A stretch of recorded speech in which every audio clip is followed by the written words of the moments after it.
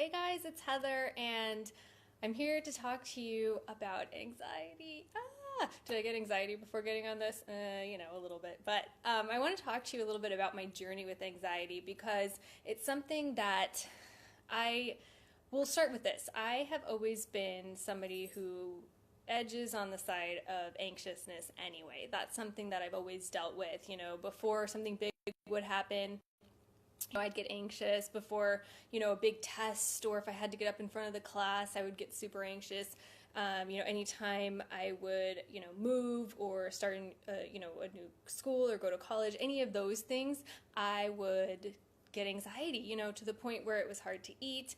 But a couple of years ago, something happened and it made my anxiety just spiral completely out of control. So I actually was really anxious to the point where I was having problems eating and drinking. I was only able to drink sparkling water because it didn't upset my stomach. I was like living literally on Jello and applesauce and Shakeology. That was what I was living on because I was so anxious. I actually had to miss a whole leadership retreat that I had helped plan because I was feeling so sick and so nauseous. I couldn't even get on the plane. I actually also, we had a cruise and I couldn't even pack for it because I was so anxious. I had to kind of tell my husband, Neil, what to pack so that I could even get to the cruise. And it was one of the most, as fun as the cruise was, I personally was just a wreck. I was miserable. I actually lost a lot of weight, especially muscle tone, because I couldn't really even work out. I couldn't eat right. It was really an upsetting time for me, and I couldn't figure out what the heck was going on.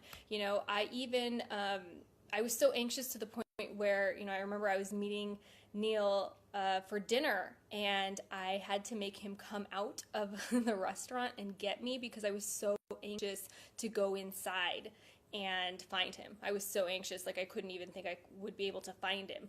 That's how anxious I was. It was insane. I've never ever had anxiety to that point. So I actually went to the doctor and I'm like, something is wrong with me. Something is wrong with me. I cannot eat. I am, I'm really upset. I don't know what the heck is going on. I don't think it's in my head, but maybe it's in my head. I went to that point. I was like, I don't know what's going on with me. I was freaking out. So something that's, followed me in the past is allergies, and my allergies have always kind of manifested in my stomach, which sounds weird, but there's actually allergy receptors in your stomach.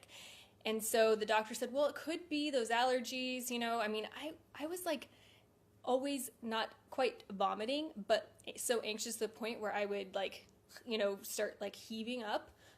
It was so bad. So she's like, I can see that you've been doing that because your throat is, all crackly. And she's like, we got to try to figure this out. So she actually sent me for allergy tests. She got me on ranitidine, which is Zantac, basically, because she thought maybe, that actually works on the allergy receptors in your stomach to help. So I thought it was allergies. That helped. And I went to the allergist, who said that I wasn't allergic to anything. So it was a really frustrating time, but I was taking the Zantac, I was taking activated charcoal to try to calm down my stomach, and I was surviving. I was just basically surviving. That was the best that I could do because I was just so anxious. I would get to this point, and you guys probably, if you struggle with anxiety, understand how it feels when you get into that moment where it's like tunnel vision kind of, and you feel hot and you freak out, and there's nothing you can do to calm yourself down because you are in this anxious spiral, and it is the worst feeling. It is terrible. So anyway, one day I was sitting and I was wondering, I don't know, have you ever had just a moment of clarity where you're like, I wonder if it's that? So this may be TMI, and I apologize for that, but I thought back to any changes that might have happened in my life. And when I looked back, I remembered that about a month before all of this craziness had started, I actually went to the pharmacist to pick up my normal birth control and they switched it to a different one. And so I went back to my doctor and I said, hey, could it be this? And she said, well, yeah, it could. So I got off of that, I switched everything up, and I've been making strides towards getting rid of this anxiety. But I looked it up online, and I know you shouldn't do that, but there are totally other cases of this particular, anytime you change hormonal things or anything inside your body, it can have effects like that. And so for me, it just totally blew everything away for me. I mean, it caused so much stress and anxiety and unhealthiness in my life. And so when I figured that out, that was like step one. But here was the problem.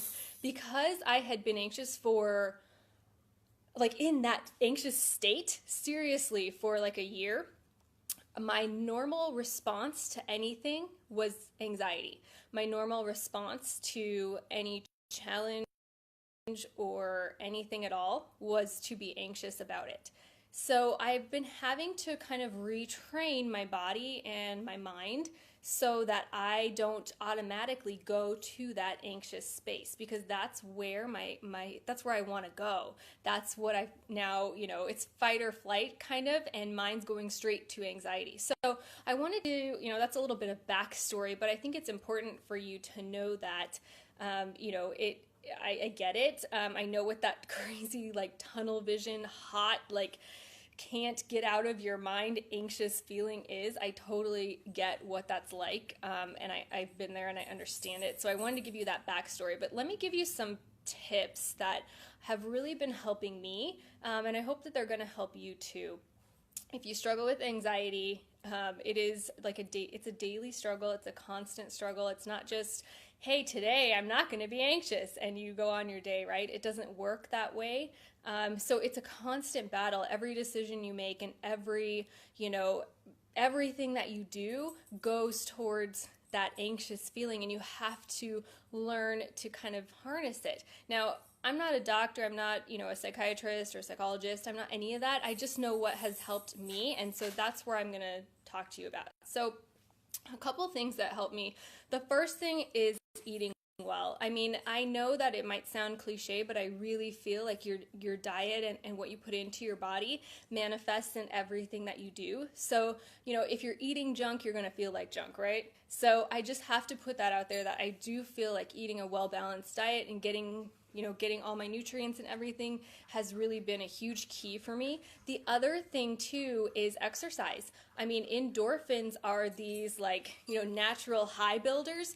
And when you're feeling that anxiety, it's easy to go one step further into that depression, which I totally did on occasion, where I would just be so into myself, so inward and so upset, that I can see how it could easily go to the deep end. So get some natural endorphins, work out and get those going, because I mean, it really, really does help. But those two things may not be enough, right? Because you can't be exercising 24 hours a day, right? And you can't be eating 24 hours a day.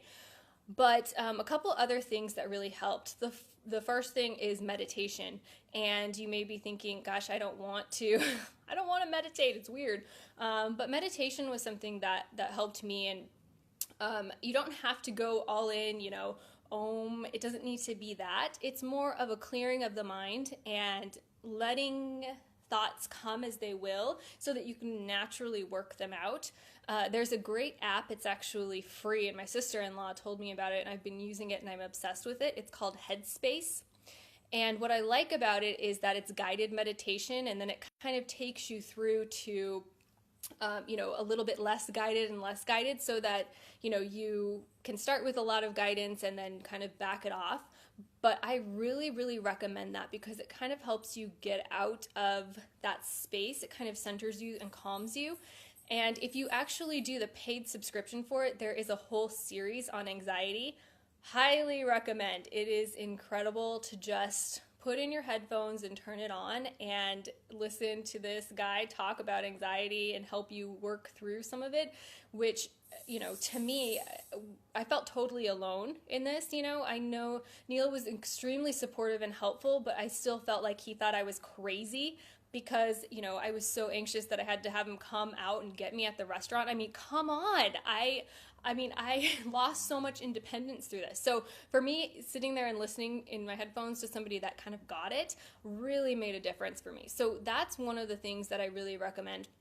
I'll tell you a technique that they talk about in that anxiety meditation that helped me a lot too, is when you get that anxious, you're feeling anxious, you know the feeling, it rises up, it's in your stomach, it's everywhere, you can't even handle it, right?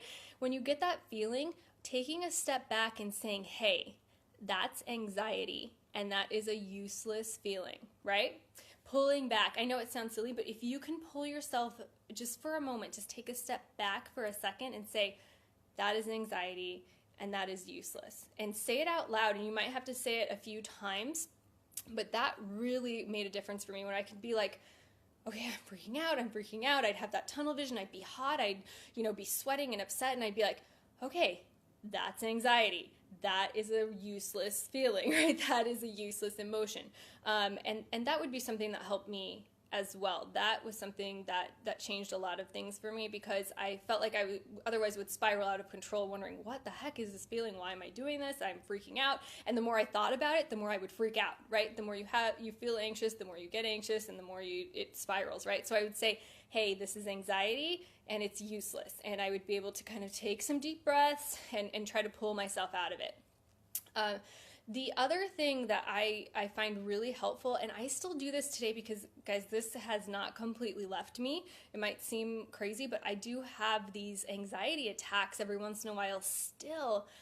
Even after, removing that medication from my life and everything else, I still go to that place because part of it's ingrained in me, and the other part is because I'm healing and I'm trying to get past it. So here's something that helps me. So I like walking the dogs as an example. So I'd be walking the dogs in the afternoon, and the only thing I would be thinking about while I'm walking the dogs is what I have to do next, right? So I would be like, when I get inside, I need to, make my snack. I need to take a shower. I need to dry my hair. I need to straighten my hair. And then I need to prepare my notes. And then I need to get on a webinar. And then I need to present that webinar. And then I'm going to have to take questions. And I'm going to have to go through and answer all the posts from this training that I'm doing. And then I'm going to have to do this. And then I'm going to have to schedule posts. And then I'm going to have to do that. And then I'm going to have to, see if this came in. And then I'm going to have to, I would seriously go through everything that I needed to do. So now what I do is, while I'm walking the dogs, I am walking the dogs. So let me kind of explain that. So while I'm walking the dogs, so my dogs, their names are Draco and Griffin, in case you don't know, but I now watch them, and we walk together, and I'm like, oh, this is what I think in my brain. Look at what Draco is sniffing. I wonder, if another dog was sniffing there. And look at Griffin. He's really enjoying that, chasing that bee, or, whatever. And I really pay attention to what they're doing so that I can stay in that moment. Oh, what a nice breeze, oh, look at Griffin's hair blowing in the wind, look at Draco's tail. It's very, it's getting ready to wag because that's our, neighbor friend with their dog. So I really pay attention to what I'm doing. That is huge. I'm serious. If you can take anything else away from it, that is the key. Be where you are, right? Be in that moment. And it can be really hard because we are programmed to want to go on to the next thing because we're busy, right? We're programmed to just go on to the next thing. So I can't tell you enough how important that little task is, to just be where you are. Just, like I'm saying, walking the dogs. Oh, look at this and look at that. If you are eating dinner, really paying attention to, what you're eating. Oh, wow, that bite of broccoli was, really good. Sorry if you don't like broccoli, whatever it might be, but really, really taking note of what you're doing. And that's something that I think will help in all areas of your life anyway, to kind of be where you are. Don't, be on your phone while you're having dinner with your family, and don't be thinking about what you have to do while you're having dinner with the family, and don't spend your whole vacation thinking about what it's going to be like when you get back to work, right? Being where you are in that moment makes a huge difference. The last little tip that I have for you is to stay grounded in what what you have and how blessed you are. Because something for me, it's easy to spiral out of control, because what happens when you're in an anxiety attack is you lose all perspective.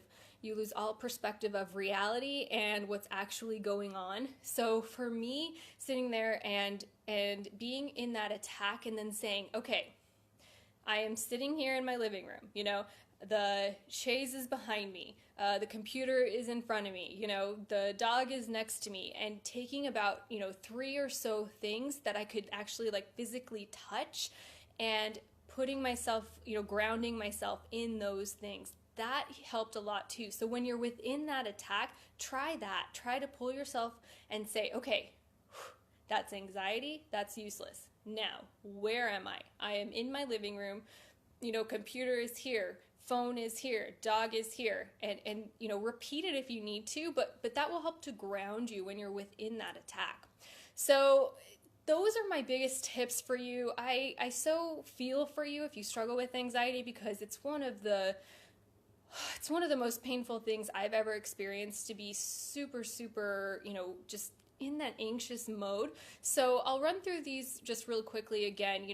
Eat well, fuel your body the right way, because when you have too much junk and too much artificial, we don't know what that does to our body, but we know it's not good, right? Next, get exercise. Get those natural endorphins. Even if you don't feel like it, turn on the music and dance, or take a walk around the block, but get those endorphins moving, because that's a natural high that, elevates your mood without you even realizing it. The next thing is meditation. And, like I said, that Headspace app is amazing. And if you want to get the paid version, it has that anxiety, module on it. That's fantastic. Totally worth it. But being able to clear your mind and let those thoughts come and then brush them away. That's kind of what meditation does. Is you see this thought that goes by that's making you anxious, you can push it aside. The next thing that I recommend is being where you are, right? So as you're doing something, saying, okay, I'm, like I said, I'm walking the dogs. Look at that, beautiful flower. Look at what Draco's smelling. Look at the breeze blowing through Griffin's hair, right? Being where you are instead of thinking about your next steps. And then finally, grounding yourself. When you're in those anxiety attacks, ground yourself so that you can get out of it. And, finding, things that you can touch, things that are tangible. So here's the computer, here's this, here's that. And then repeating it to yourself if you need to, saying, hey, that's anxiety, that is useless, and okay, this is here, this is here, this is here, and grounding yourself so that you don't spiral out of control, because that's what happens in anxiety. You spiral completely out of control. So I hope that helps you guys. It's not the end all be all, but I know that those things have helped me immensely to recover from that crazy, I feel like mine, while I tend to be anxious anyway, my spiral into completely out of control was just some really fluke thing, but I still do have to work on it every single day, and those things have helped me so much so that I can actually function, which was something I wasn't able to do. So I hope that helped you guys. I hope you're having a great afternoon, and I'll see you soon. Bye, guys.